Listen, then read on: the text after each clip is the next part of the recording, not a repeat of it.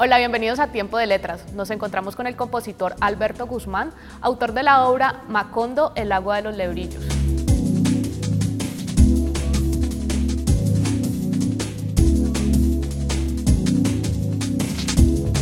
Maestro, ¿qué lo ha motivado a componer esta obra musical?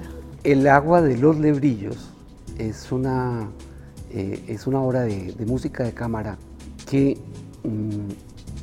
surge de una reflexión acerca de un elemento que a mí siempre me ha intrigado mucho en García Márquez y en su obra, y es la relación que García Márquez establece desde el punto de vista de su vivencia personal y de su creación artística con elementos que no son racionales.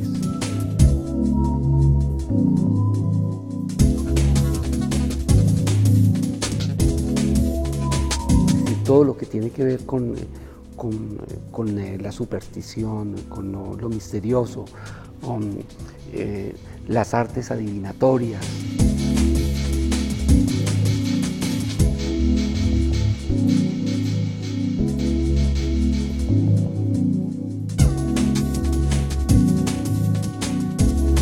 Es decir, todo eso es un elemento que está siempre presente. Alguna vez en una entrevista le preguntaban sobre eso y él respondía afirmativamente que él era una persona supremamente supersticiosa, ¿sí? Y entonces eso lo encuentra uno en toda la obra de García Márquez. Los diferentes personajes, pero no solamente los personajes de la obra, sino los personajes de la vida, porque Tranquilina Iguarán, que es su abuela, ¿sí? Es un personaje que está muy en el centro de todas estas consideraciones de García Márquez.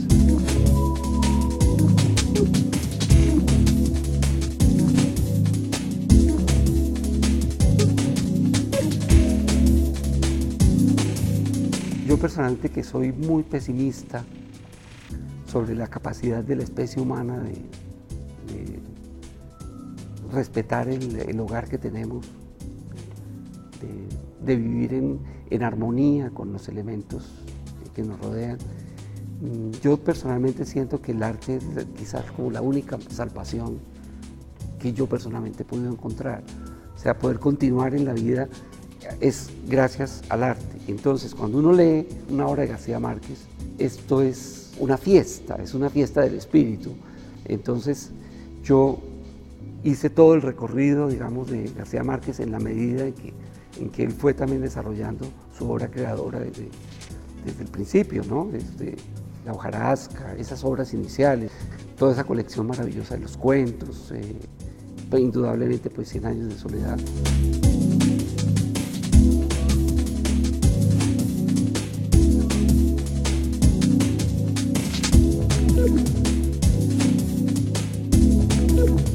La única obra que nunca leí de García Márquez es El amor en los tiempos de cólera. No sé por qué, por alguna razón nunca la leí, pero creo que he leído casi todo lo demás de García Márquez.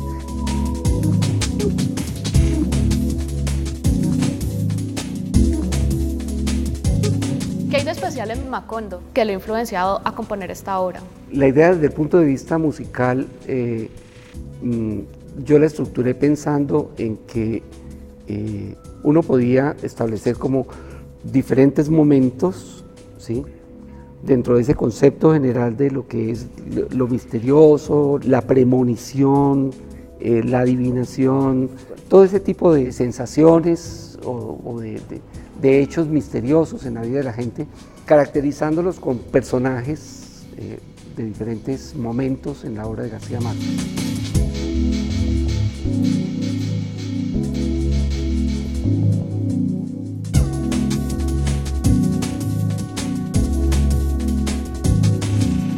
Entonces, esto me da una estructura, son 5 movimientos, de una obra de música de cámara porque está constituida para una conformación muy heterogénea de instrumentos.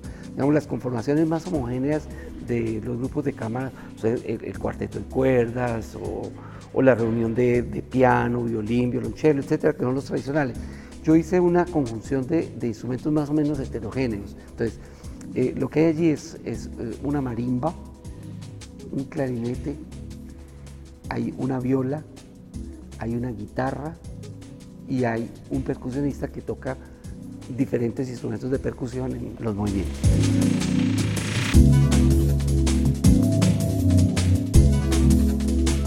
Desde el punto de vista técnico, la manera como se encuentran estos instrumentos ya está produciendo una serie de sensaciones extrañas desde el punto de vista de la fusión de los timbres.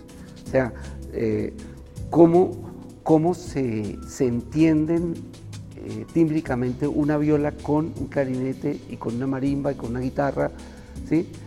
Ahí ya hay un elemento de construcción que es muy interesante. Y desde otro punto de vista, digamos, la dinámica musical de la obra es absolutamente arbitraria.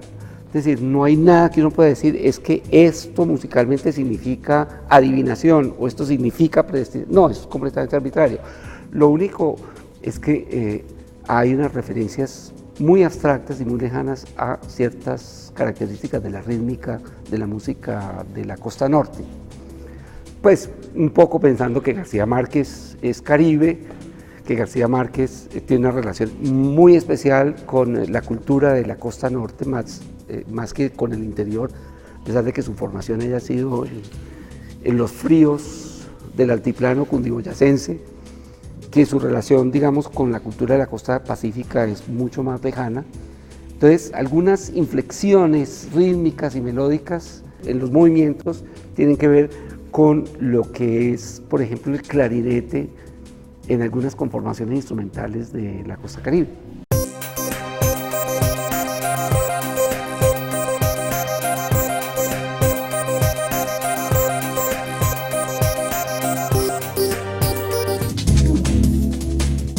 Historia de Cali, siglo XX. Autores: Gilberto Loaiza Cano, José Garzón.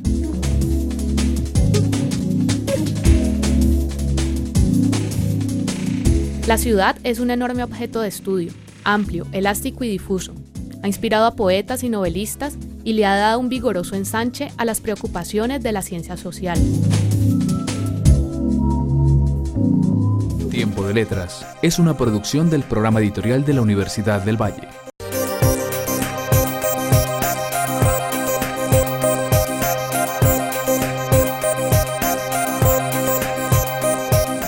Los conceptos de la estética posmoderna, una aproximación analítica. Autora: Irina Vázquez Sánchez. Muchas dudas invaden al espectador del arte de hoy. Lo que antes era válido, hoy resulta obsoleto.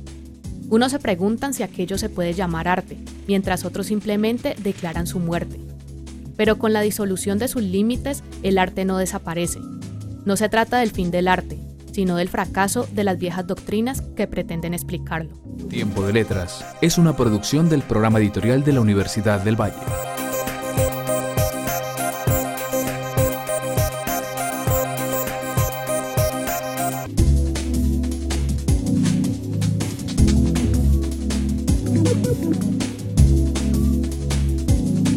¿Cómo asocia en su obra ideas como presagio, adivinación y superstición con los personajes de Gabriel García Márquez? La relación inicial es directa, es decir, esos personajes tienen una manera de ser en las obras de García Márquez.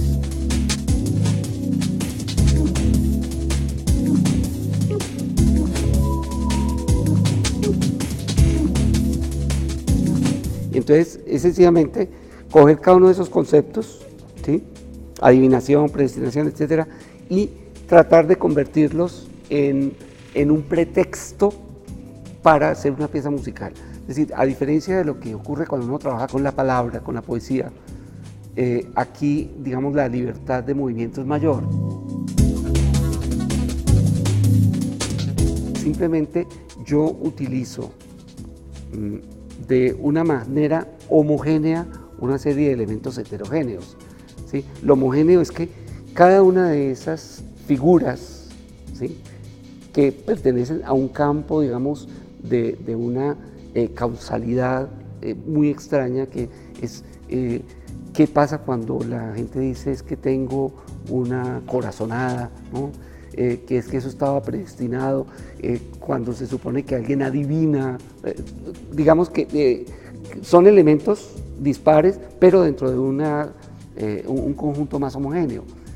Digamos que entonces son el pretexto para uno escribir unas piezas musicales que en el conjunto de la obra van a significar ese magma extraño que es la adivinación. Entonces, de una vez, ¿por qué se llama el agua de los lebrillos? Primero que todo, para decirlo de una manera muy sencilla, es porque la palabra lebrillo me parece una palabra muy bonita, ¿sí? Y porque tiene una significación muy curiosa. En todas las culturas hay rituales que tienen que ver con la adivinación. Conocemos culturas donde se supone que se adivina el futuro o se adivina la suerte de una persona leyendo las hojas de té que quedan en la taza o las formas que se producen en ciertos movimientos del café, es decir, infinidad de cosas. El agua de los lebrillos literalmente es la posibilidad adivinatoria, ¿sí? Que se hace en las vacinillas. Eso tiene, digamos, un contexto escatológico muy fuerte, ¿sí? Que trata del agua de los lebrillos, o sea, es la orina, ¿sí? Es la orina de los seres humanos. Y es una arte divinatoria que se encuentra uno en el otoño del patriarca. Yo simplemente lo tomé como nombre unificador de toda la obra.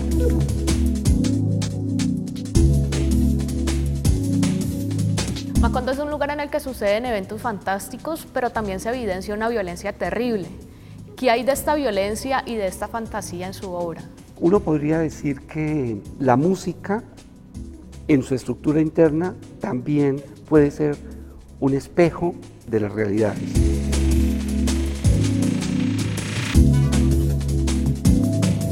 Esos mundos macondianos, y yo lo digo en plural porque creo que pues Macondo es uno, pero digamos el concepto general es que son como tipificaciones, ¿no? Donde están las cosas maravillosas, las cosas extraordinarias, las cosas terribles, donde está la violencia, donde está la vida, donde está la muerte, donde está la enfermedad, donde está la salud, donde está el amor, etc. Todos esos elementos, digamos, esos son esos Macondos. En la música uno funciona construyendo oposiciones de parejas, ¿sí? Es como un sistema binario.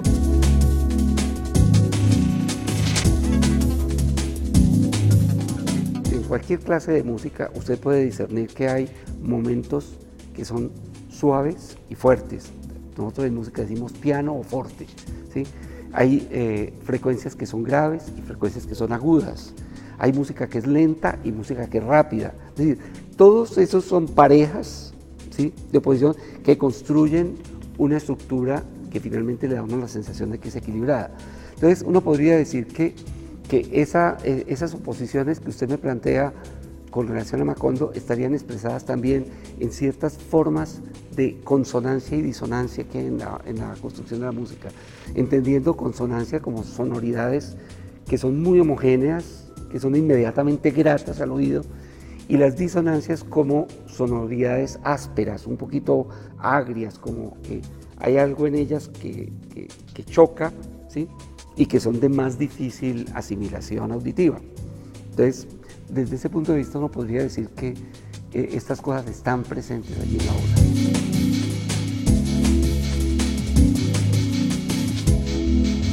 Hay que hacer esta consideración también.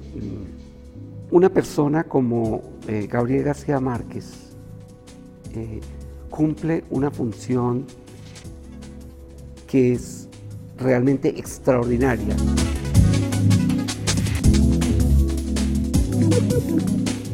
Esta idea me vino por una entrevista que le leí a Carlos Fuentes.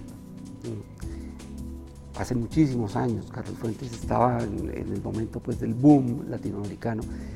Y en esa entrevista él dijo la siguiente frase: Alemania produce tan buenos jabones porque Kant escribió la crítica de la razón pura. ¿Eso qué quiere decir? Probablemente si se hiciera una estadística muy rigurosa de cuántos colombianos de los 45 millones han leído 100 años de soledad, yo no sé qué cifra daría, probablemente es una cifra que da un porcentaje mínimo, ¿sí? Pero yo tengo el convencimiento de que la vida, la existencia de García Márquez, ¿sí?, por una serie de vínculos misteriosos, de vasos comunicantes, ¿sí?, que no se pueden verificar, nos hace mejores a todos. Así, la persona humilde que nunca ha tenido oportunidad de acercarse a una educación que le permita desarrollar el espíritu para disfrutar de ciertos elementos de la vida artística, esa persona es mejor, ¿sí?, por el solo hecho de que García Márquez existió.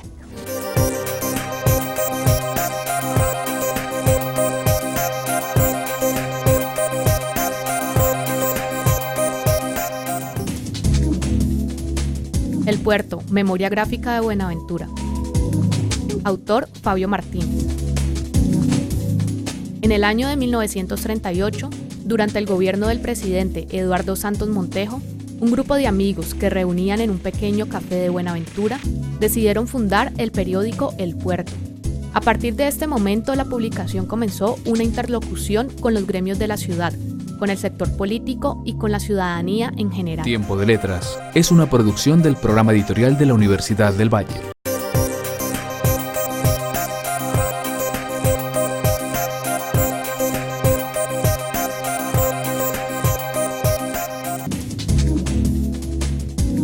La piel en pena. Autor Hernando Urriago Benítez.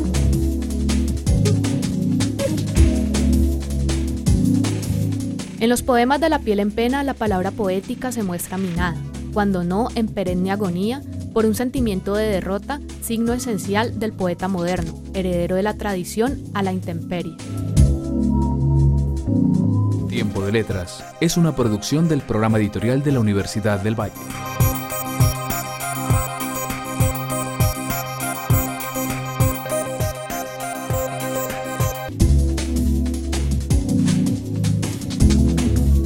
Yo soy un músico de raza paisa, yo soy de Santa Rosa de Cabal, de una familia donde no había tradición musical. Yo me crié al lado de la familia de mi madre y todos son ingenieros.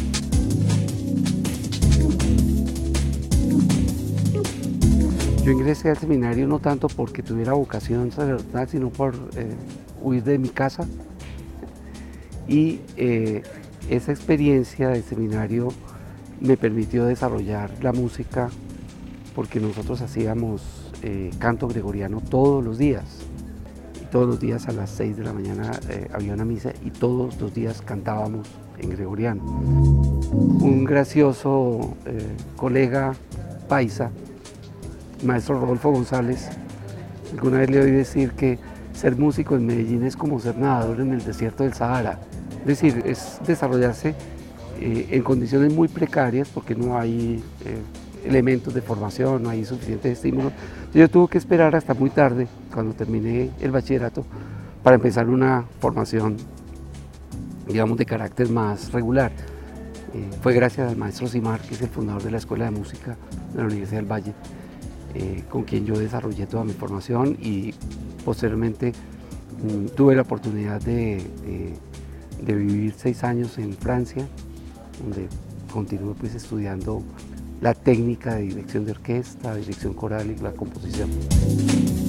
La actitud del compositor es siempre de una introspección absoluta, es decir, uno produce como una construcción absolutamente abstracta, ¿no? Es decir, uno tiene una imagen mental del sonido, obviamente que eso es producto de un adiestramiento que se logra en la formación. Y se supone que cuando uno lleva esa elaboración a la realidad física del sonido, ¿sí?, debe haber una concordancia con lo que uno había imaginado antes. Obviamente que eso tiene limitaciones.